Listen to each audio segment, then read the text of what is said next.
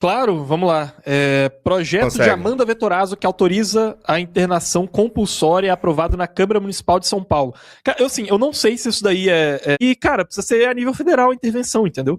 Precisa colocar... Acabou cara, essa candidatura do Flávio, tá? Acabou. Peraí. Saiu. Saiu notícia. Que eu tava esperando. Aqui, ó. Urgente. Quer ler aí pra mim? Claro, vamos lá.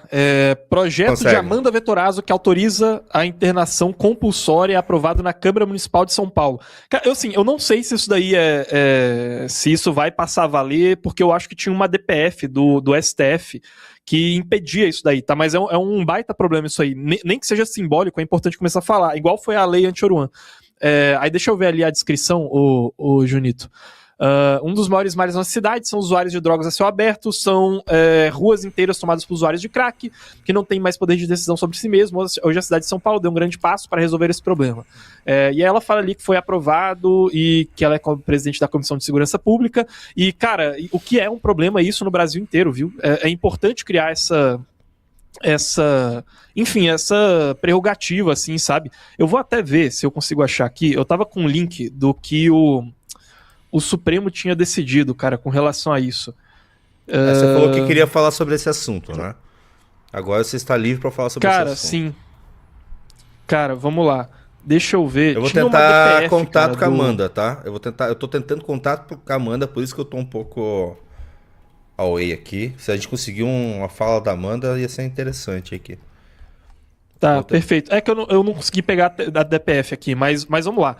Cara, porque assim, novamente, né, eu estive esse final de semana lá em Belo Horizonte, agora eu vou começar a ir cada vez mais pra Minas Gerais. Por quê? Daqui a uns 2 meses eu fico em definitivo lá. Por quê? Porque eu ouvi dizer que existe um novo pré-candidato a deputado federal em Minas Gerais. Você é pré-candidato? Não Você é ficou sabendo? pré-candidato em Minas?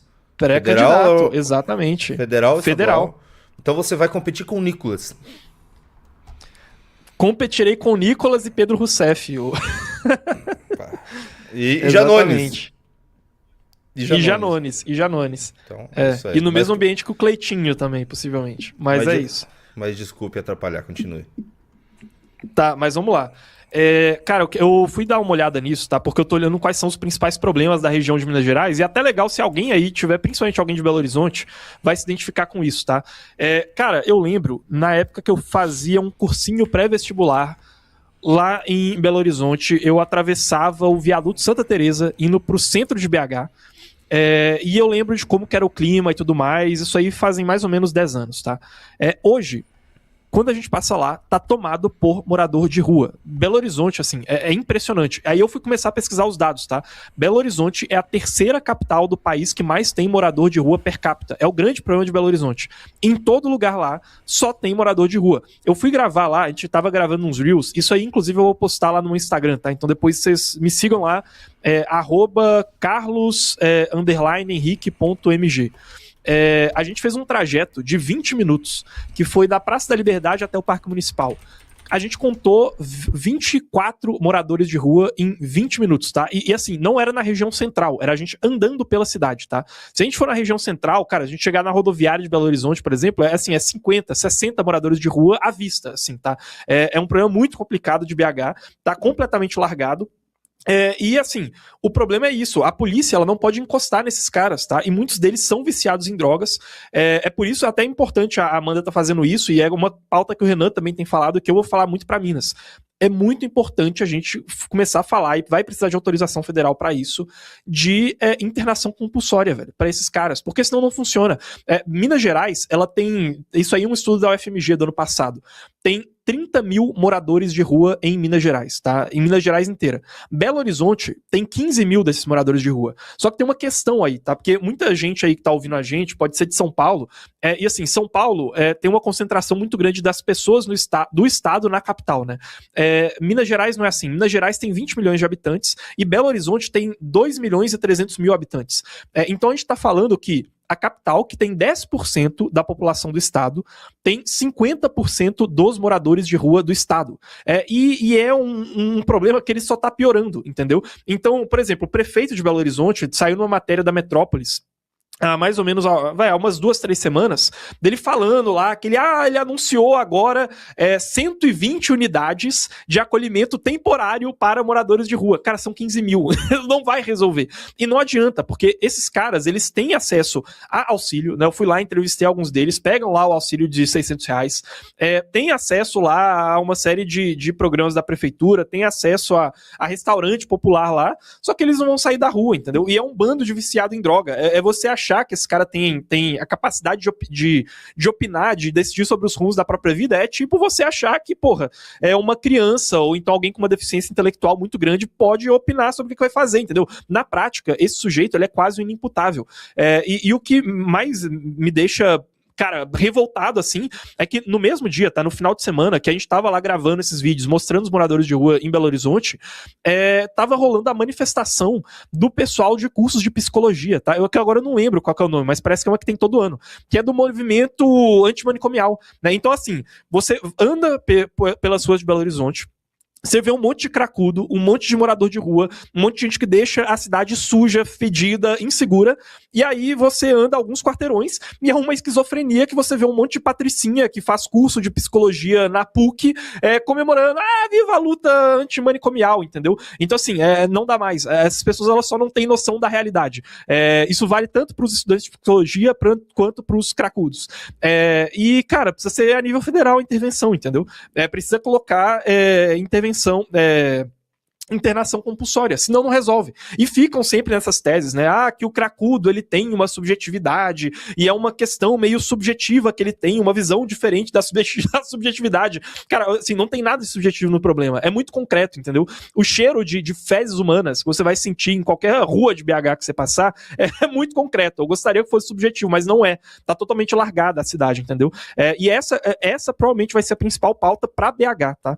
Para Belo Horizonte, tem algumas outras pautas para outras regiões de Minas, mas para Belo Horizonte é essencial, tá? E isso daí vai precisar de resolver questões com relação ao STF, tá? Porque tem ADPFs lá que impedem que a polícia encoste nesses caras, que impedem que a prefeitura tome ações. A gente vai precisar de que a prefeitura ela tenha liberdade para poder realizar essas ações, mas para a prefeitura ter essa liberdade, a gente vai precisar enfrentar essa questão diretamente em Brasília, tá? E essa questão aí de, cara, cracudos e moradores de rua, porque é foda. Assim, das duas uma, vai, ou se esse sujeito ele é inimputável, e é como querem tratar ele, como um cara inocente, então ele tem que ser internado compulsoriamente, velho. Se ele é inimputável, ele não tem a liberdade de escolher se ele vai ficar na rua privatizando o espaço público ou se ele vai para uma clínica, entendeu? Ele não tem essa liberdade porque ele é inimputável. Se você vier me dizer que eu falar que ele é inimputável, eu tô sendo muito drástico, que, pô, como assim você tá tratando o cara que é um cracudo, que teve o cérebro corroído por crack durante 15 anos como inimputável? Não, ele é um ser de direitos. Então ele vai preso, velho. Porque assim, se esse cara, ele tá defecando na rua, ele tá montando barraca na rua, cara, esse trajeto que a gente fez lá, da Praça da Liberdade até o Parque Municipal em Belo Horizonte, que assim, são 20 minutos, tá, de caminhada, tinha umas 3 ou 4 barracas de morador de rua, tá? Eu tô falando sem exagero. No vídeo que eu vou postar lá no meu Instagram, já tá gravado, a gente tem que editar, vocês vão ver isso. É sem exagero, entendeu? Então velho, não dá. Ou ele é inimputável e vai ser internado e não tem direito de escolha, ou se ele não é inimputável, então é cadeia, porque o cara tá cometendo um crime. Se eu chegasse no mesmo lugar, lá em Belo Horizonte, que o cara tava montando uma barraquinha dele pra ele poder morar ali, sem pagar IPTU, sem obedecer regulação nenhuma. Se eu, naquele mesmo lugar, montasse uma barraquinha, um comércio, eu seria multado, se eu insistisse, eu seria preso. Então por que esse cara, ele vive lá e ele não sofre com nada, entendeu? Não tem condições, velho.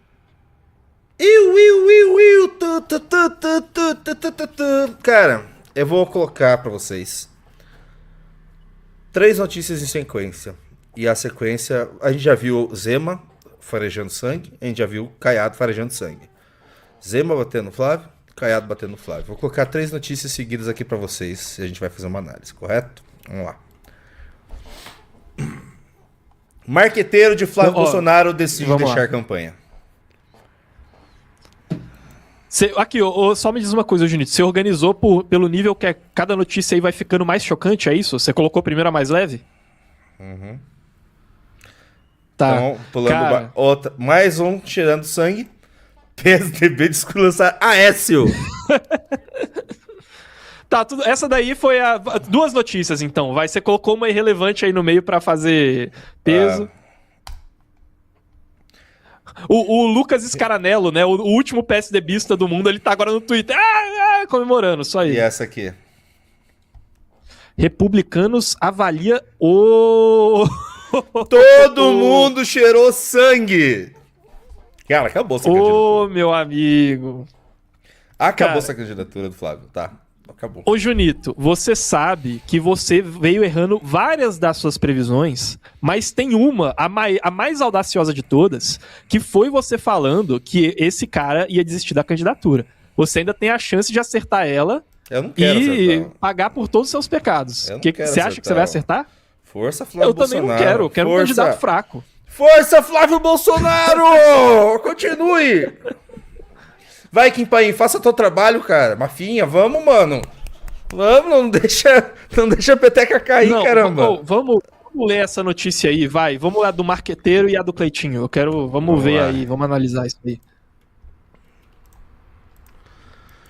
Após críticas Cara, não, marqueteiras... velho, a gente não pode exportar o Cleitinho, velho. Porra. Vamos lá. Amigo pessoal de Flávio Bolsonaro, o publicitário Marcelo Lopes, decidiu deixar a coordenação Deixa eu só da arrumar campanha isso aqui. presidencial do senador. Deixa eu... Peraí que tá fora de ordem aqui. Aqui, ó. Tá cortado o cantinho aqui, só deixa eu arrumar o corte aqui. É, Aqui, aí. perfeito. Na decisão... Pode ler. Posso ler? Vamos lá então. A decisão foi tomada por Marcelão após reunião com Flávio nessa quarta-feira. Então, ou seja, foi exatamente hoje.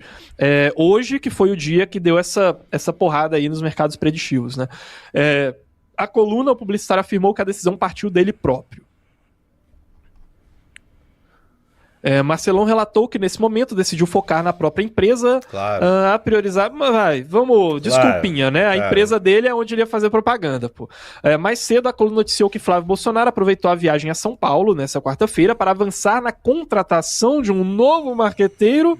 E, vamos lá, além de encontros com empresários integrantes do mercado financeiro, inclusive, cara, tá sendo desastroso, tá? Todo lugar que o Flávio aparece no mercado financeiro, ele só fala